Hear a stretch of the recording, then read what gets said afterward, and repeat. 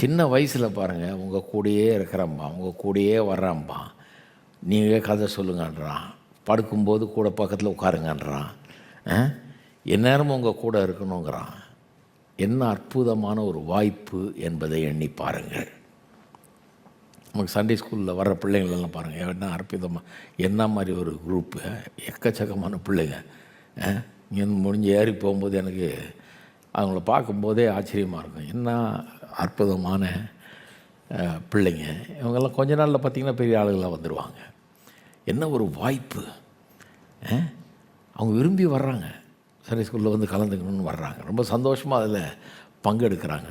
கற்றுக் கொடுக்குறதுக்கு என்ன அந்த வயசு வந்து அப்படிப்பட்ட ஒரு வயசு பாருங்கள். நம்ம சொல்கிறதெல்லாம் கேட்கக்கூடிய வயசு, கேட்டு கற்றுக்கொள்ளக்கூடிய ஒரு வயசு. அதை நல்லா பயன்படுத்தாமல் விட்டோம்னா நம்ம முட்டாள் ஆகிடுவோம். அதை நன்றாக பயன்படுத்தணும். முக்கியமாக வீட்டில், சர்ச்சில் ஒரு நாள் தானே வர்றாங்க வாரத்தில், வீட்டில் தினந்தோறும் இருக்கிறாங்க இல்லையா? ஒவ்வொரு வீடு வானால்தான் ஒரு சபையை போல் இருக்க வேண்டும். பைபிளை வாசித்து அதுலேருந்து சில காரியங்களை சொல்லி, சாதாரணமாக உட்காந்து சாப்பிடும்போது பேசும்போது கர்த்தர் உங்களுக்கு செஞ்ச அற்புதமான காரியங்களை அவர்களுக்கு சொல்லி அவர்களோட பகிர்ந்து கொண்டு, இப்படி கர்த்தரை உயர்த்தி பேசி கர்த்தர் செய்த அற்புதங்களை பேசி, இதெல்லாம் என்ன பண்ணும் பிள்ளைக்குள்ளே? கர்த்தரால் கூடாத காரியம் ஒன்றும் இல்லை. கடவுள் நினச்சா அவரால் எல்லாம் செய்ய முடியும்னு ஒரு எண்ணம் உண்டாகும். அவர் எவ்வளோ பெரியவர், எவ்வளோ நல்லவர், எப்பேற்பட்ட தேவன் என்னுடைய தேவன், அவர் ஜீவன் உள்ள தேவன் என்பது நல்லா விளங்கும் பிள்ளைக்கு. இதெல்லாம் போதிக்க சொல்லிடுது. பிள்ளையாண்டான் செல்ல வேண்டிய பாதையில் அவனை போதித்து நடத்து. பிள்ளையாண்டானாக இருக்கும்போது தான். வளர்ந்த பிறகு நீங்கள் போதித்து நடத்த முடியாது, உங்களுக்கு போதித்து நடத்துவாங்க. இப்போ சின்ன பிள்ளையாக இருக்கும்போது தான் நீங்கள் போதித்து நடத்த முடியும்.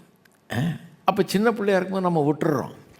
பிள்ளை கேள்வி கேட்கும்போது பதில் சொல்லியிருக்குது. அவன் கேட்பானா, ஏன்னா எழுதி போட்டிருக்கீங்க இல்லையா, செவத்தில் எல்லாம் எழுதி பார்த்துக்கு இது என்ன அர்த்தம் அப்படின்னு கேட்பானா. இதெல்லாம் சொல்கிறீங்களே என்ன அர்த்தம் அப்படின்னு கேட்பான். பைபிளில் எப்படி சொல்லியிருக்கேன் என்ன அர்த்தம். பிரச்சனை என்னன்னா, இன்றைக்கி சில கிறிஸ்தவர்களுக்கு பைபிளில் என்ன இருக்குதுன்னு அவங்களுக்கே தெரியாது.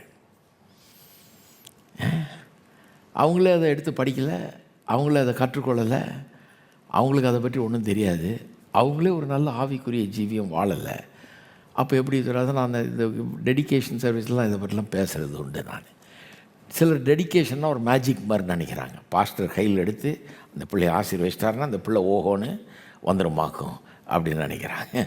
நான் சொல்கிறது இல்லை, கர்த்தர் உங்களுக்கு ஒரு பெரிய பொறுப்பை கொடுக்குறார். உங்கள் கையில் பிள்ளையை கொடுத்துருக்குறார். என் கையில் ஒரு நிமிஷம் தான் இருக்குது ஜெபம் பண்ணும்போது. உங்கள் கையில் என்னாலும் இருக்குது, அது உங்கள் கூடவே இருக்குது.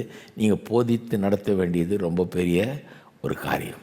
அப்போ நீங்கள் எப்படி நடந்துக்கிறீங்கன்றது முக்கியம், நீங்கள் கோயிலுக்கு போகிறீங்களான்றது முக்கியம், நீங்கள் பைபிள் வாசிக்கிறீங்க